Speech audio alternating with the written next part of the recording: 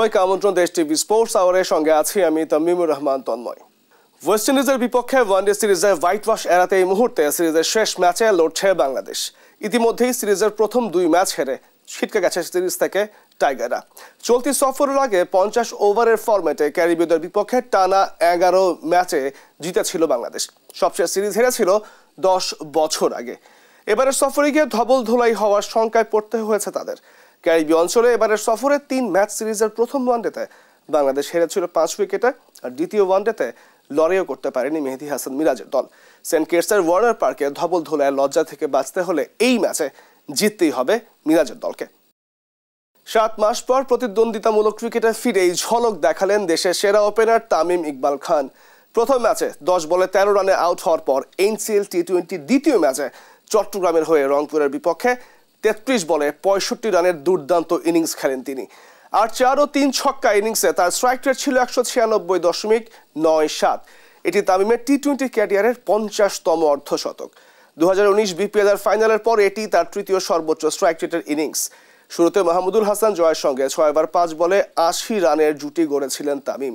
27 বলে 50 পূর্ণ করে 2 বলেই হাঁকান টানা 2 ছক্কা। তবে 10 ওভার 2 বলে 65 রানের আউট হলে মাঠ ছাড়তে বাধ্য হন এই বাঁহাতি ওপেনার। ম্যাচ সেরার পুরস্কার অবশ্য গেছে তামিমের হাতে। শ্রীলঙ্কার টি10 লিগে ঝড়ো ব্যাটিংয়ে নিজের দল গল মার্বেলসকে জিতিয়েছেন সাকিব আল হাসান। মাত্র 8 বলে 1-4 ও 2-6-এ 20 রান করেন তিনি। টুর্নামেন্টে নিজেদের প্রথম ম্যাচে ক্যান্ডি বোলসের মুখোমুখি হয় সাকিবের দল। আগে ব্যাট করতে নেমে নির্ধারিত 10 ওভারে 100 রান করে ক্যান্ডি। সর্বোচ্চ 66 রান আসে দীনেশ চান্দিমালের ব্যাট থেকে। জবাবে মাত্র 7 ওভার 4 বলে 7 উইকেট হাতে রেখে জয় তুলে নেয় সাকিবের দল। 8 বলে 20 রান করেন সাকিব। এছাড়াও অ্যালেক্স হেলস 9 বলে 23 রান করে দলের জয়ের বড় ভূমিকা রাখেন। বল হাতে উইকেট না পেলেও যথেষ্ট ইকোনমিক্যাল ছিলেন সাকিব। 1 ওভারে মাত্র 7 রান দিয়েছেন এই অলরাউন্ডার। সুমিয়া আক্তারকে অধিনায়ক করে নারী অনূর্ধ্ব 19 এশিয়া কাপের দল ঘোষণা করেছে বাংলাদেশ ক্রিকেট বোর্ড বিসিবি। 15 থেকে 22 ডিসেম্বর মালয়েশিয়ার ক্লাংয়ে অনুষ্ঠিত হবে 6 দলের এই টুর্নামেন্ট। 2 গ্রুপে ভাগ হয়ে খেলবে মোট 6টি দল। গ্রুপ এতে বাংলাদেশের সঙ্গে রয়েছে স্বাগতিক মালয়েশিয়া এবং শ্রীলঙ্কা। গ্রুপ বিতে রয়েছে ভারতের সঙ্গী পাকিস্তান এবং নেপাল। 13 ডিসেম্বর মালয়েশিয়ার উদ্দেশ্যে দেশ ছাড়বে বাংলাদেশ নারী দল। বাংলাদেশের প্রথম ম্যাচ 16 ডিসেম্বর শ্রীলঙ্কার বিপক্ষে। পরদিন স্বাগতিক মালয়েশিয়ার বিপক্ষে মাঠে নামবে সুমাইয়া আক্তারের দল। বুমরা ও জনসনকে পেছনে ফেলে আইসিসির নভেম্বর মাসে সেরা প্লেয়ার নির্বাচিত হয়েছেন হারিস রৌফ। অস্ট্রেলিয়ার বিপক্ষে দুর্দান্ত পারফরমেন্সের ফল পেলেন এই পাকিস্তানি ফাস্ট বোলার। গত মাসে 6 ওয়ানডেতে 13 উইকেট ও 3 টি20তে 5 উইকেট নেন রৌফ। দীর্ঘ 22 বছর পর অস্ট্রেলিয়ার মাটিতে ওয়ানডে সিরিজ জেতে পাকিস্তান। সিরিজ জয়ে 3 ম্যাচে 10 উইকেট নেন রৌফ। জিতেন সিরিজ সেরার পুরস্কারটাও। আর নভেম্বর মাসে সেরা নারী ক্রিকেটার হয়েছেন ইংল্যান্ডের ড্যানি ওয়াট হজ। সেরা হওয়ার পথে ওয়াট হজ পেছনে ফেলেছেন বাংলাদেশের ব্যাটার শারমিন আক্তার সুপ্তা ও দক্ষিণ আফ্রিকান অলরাউন্ডার নেডেন ক্লার্ককে। হারারেতে সিরিজের প্রথম টি20তে আফগানিস্তানকে 4 উইকেটে হারিয়ে 1-0 ব্যবধানে সিরিজে এগিয়ে গেছে জিম্বাবুয়ে।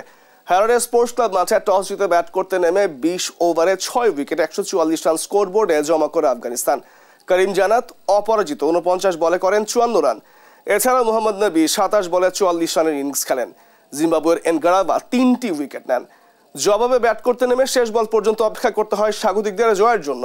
6 উইকেট হারিয়ে 145 রান তুলে রোমাঞ্চকর জয় পায় জিম্বাবুয়ে। ব্রিয়ান ব্র্যানেট 49 ও ডিওন মিয়ার্স 32 রান করেন। আফগান বোলার নবীনুল হক 3টি করে উইকেট নেন। 14 ডিসেম্বর একই ভেন্যুতে হবে সিরিজের দ্বিতীয় টি20 ম্যাচ। এবারে জানাবো ফুটবলের খবর।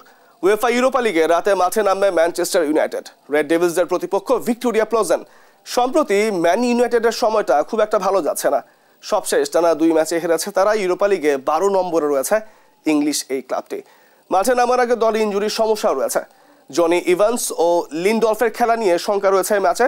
প্লজেনের বিপক্ষে জয় পেলে 1 লাফে পয়েন্ট টেবিলের 4-এ ওঠার সুযোগ আছে ম্যানুয়ের।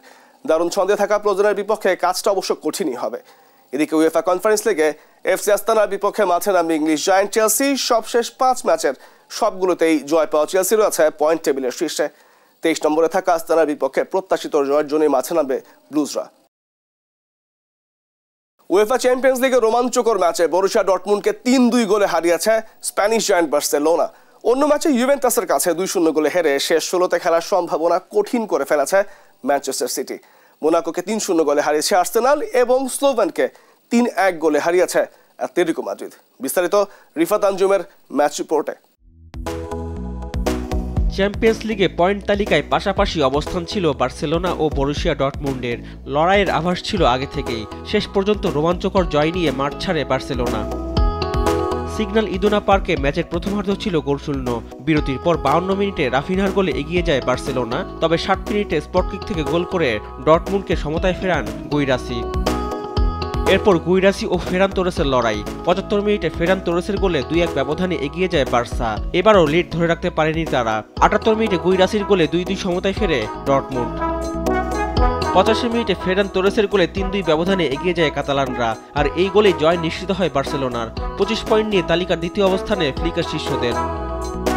চ্যাম্পিয়ন্স লিগের আরেক ম্যাচে জুভেন্টাসের কাছে 2-0 গোলে হেরে শেষ 16তে খেলা কঠিন করে ফেলেছে English giant Manchester City. Allianz এরেনায় ম্যাচের প্রথমার্ধ ছিল গোলশূন্য।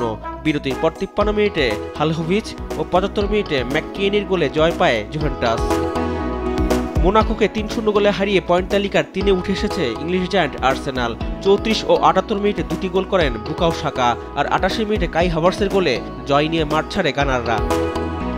আরেক ম্যাচে স্লোভানকে 3-1 গোলে হারিয়েছে অ্যাটলেটিকো মাদ্রিদ, আর রেড স্টার বেলগ্রাডকে 2-1 গোলে হারিয়েছে ইতালিয়ান জায়ান্ট এসি মিলান।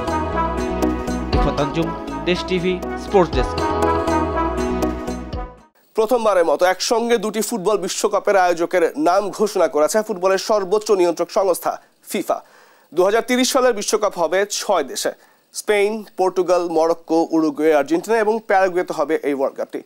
আর 2034 বিশ্বকাপ এককভাবে আয়োজন করবে সৌদি আরব।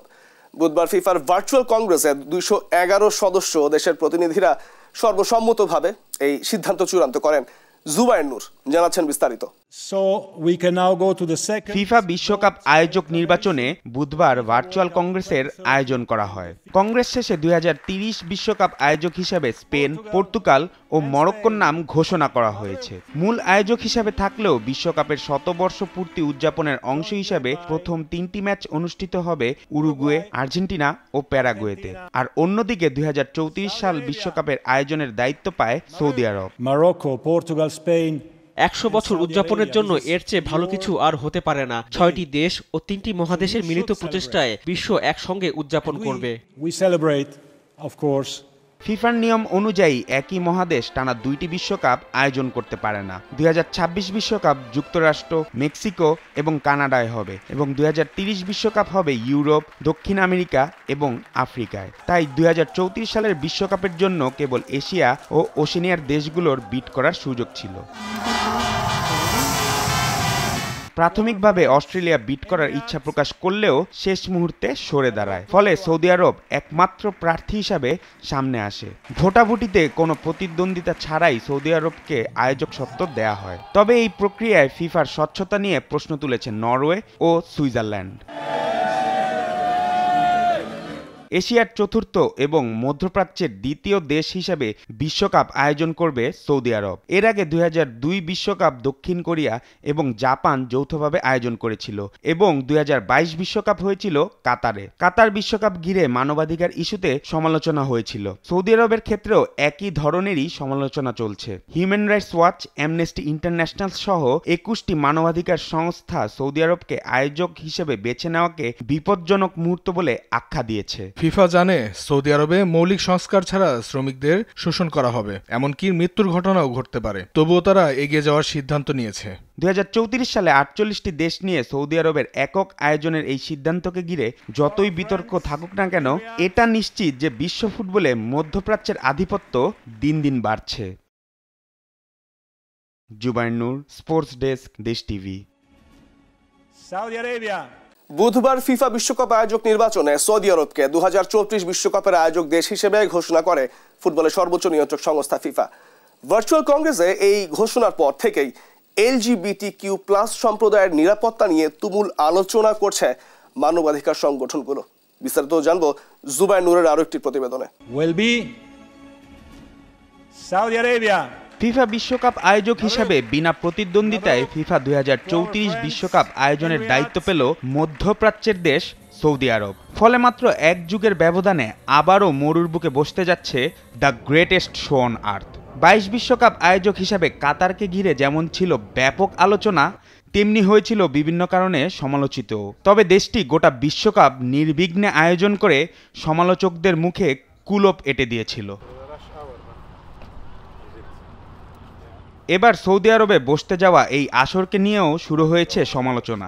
বিশেষ করে বিশ্বকাপ চলাকালীন সময়ে দেশটিতে LGBTQ+ সম্প্রদায়ের নিরাপত্তা ও অধিকার নিয়ে প্রশ্ন তুলছে মানবাধিকার সংগঠনগুলো। সৌদি আরব LGBTQ+ সম্প্রদায়ের নিরাপত্তার আশ্বাস দিলেও ফিফাকে ঘিরে চলছে তুমুল বিতর্ক। ইসলামিক শরিয়া ভিত্তিক আইনে দেশটি পরিচালিত হলেও সম্প্রতি সময়ের সাথে তাল মেলাতে আর পর্যটক আকর্ষণে বিভিন্ন রকম আইনের পরিবর্তন আনে দেশটি। বিবাহ বহির্ভূত সম্পর্ক দেশটিতে আগে নিষিদ্ধ হলেও মধ্যপ্রাচ্যের দেশটির ক্লাব ফুটবলে রোনালদো যোগ দেওয়ার পর সে আইনেও আনে তারা শিথিলতা। এবার বিশ্বকাপ আয়োজক হওয়ায় দেশটিতে প্রত্যাশার চাপ বেড়েছে বহুগুণে পশ্চিমার দেশগুলোর পর্যটকদের। বিশ্বকাপ চলাকালীন সময়ে মদ্যপান থেকে শুরু করে বিভিন্ন রকমের চিত্ত বিনোদনের দাবি থাকে পর্যটকদের। আরেক ইসলামিক রাষ্ট্র কাতার গেল বিশ্বকাপেও স্টেডিয়ামে অ্যালকোহল নিষিদ্ধ করেছিল। তবে সৌদি আরব তাদের আগের কঠোর ইসলামিক শাসন থেকে সরে এসে নিজেদের আইনে শিথিলতা এনেছে। গেল মাসেই দেশটির রাজধানীতে ইতিহাসের প্রথমবারের মতো খোলা হয়েছে মদের দোকানও, যদিও সেটা বিভিন্ন দেশের কূটনৈতিকদের জন্য। এবার নিজেদের অন্য রূপ দেখালো সৌদি আরব। বিশ্বকাপ চলাকালীন সময়ে সমকামী বা LGBTQ+ সমর্থকদের নিরাপত্তা এবং স্বাগত জানানোর প্রতিশ্রুতি দিয়েছে খোদ এই ইসলামিক রাষ্ট্রটি। সৌদি আরবে সমকামী সম্পর্ক শরিয়া আইন অনুযায়ী শাস্তিযোগ্য অপরাধ। এই অপরাধের সর্বোচ্চ শাস্তি মৃত্যুদণ্ড। এছাড়াও ট্রান্সজেন্ডার ব্যক্তিদের পোশাক পরিচ্ছেদে শরিয়া আইনের কঠোর বিধিনিষেধ মেনে চলতে হয়। এমন পরিস্থিতিতে human rights watch, amnesty international সহ 21টি মানবাধিকার সংস্থা সৌদি আরবকে আয়োজক হিসাবে বেছে নেওয়াকে বিপজ্জনক মুহূর্ত বলে আখ্যা দিয়েছে। তবে ইংল্যান্ড ফুটবল অ্যাসোসিয়েশন জানিয়েছে সৌদি আরবের কাছ থেকে LGBTQ সমর্থকদের নিরাপত্তা এবং স্বাগত জানানোর প্রতিশ্রুতি পাওয়ার পরই তারা এই বিটকে সমর্থন দিয়েছে। ফুটবল একটি বৈশ্বিক খেলা ও এটি সবার জন্য। আমাদের অন্তর্ভুক্তি নীতির অংশ হিসাবে আমরা সব ধর্ম ও সংস্কৃতির প্রতি শ্রদ্ধাশীল। আমাদের বোর্ড সৌদি ফুটবল কর্মকর্তাদের সঙ্গে নভেম্বর মাসে এই বিষয়ে বিস্তারিত আলোচনা করেছে। তারা আমাদের আশ্বস্ত করেছে যে তারা প্রতিশ্রুতি পূরণে অঙ্গীকারাবদ্ধ। বিশ্বকাপ আয়োজনের জন্য সৌদি আরবের এই সুযোগকে তাদের ক্রীড়া কূটনীতির অংশ হিসাবে দেখা হচ্ছে। অনেকেই মনে করছেন সৌদি আরব ক্রীড়া খাতে প্রভাব বাড়ানোর জন্য বিশ্বকাপকে মঞ্চ হিসাবে ব্যবহার করছে।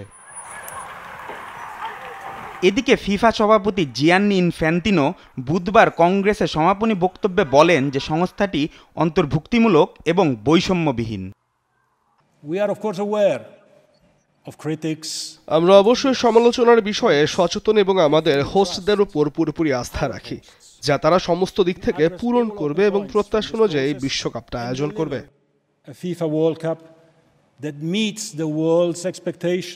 মানবাধিকার নিয়ে সৌদি আরবের অতীত রেকর্ড বিবেচনায় রেখে অনেকেই মনে করছেন 2034 সালের বিশ্বকাপ আরও একবার মানবাধিকার বিতর্কের কেন্দ্রবিন্দুতে পরিণত হবে। তবে FA, ফিফা এবং সৌদি কর্তৃপক্ষের আশ্বাসে এই বিতর্ক কিছুটা প্রশমিত হতে পারে বলেও ধারণা করা হচ্ছে। সৌদি আরব কিভাবে তাদের প্রতিশ্রুতি রক্ষা করে সেটি এখন দেখার বিষয়। জুবাইর নূর, স্পোর্টস ডেস্ক, দেশ টিভি। আজ এই ছিল আমাদের দেশ টিভি স্পোর্টস আওয়ারের সর্বশেষ আয়োজনে। এতক্ষণ সঙ্গে থাকবার জন্য ধন্যবাদ সবাইকে।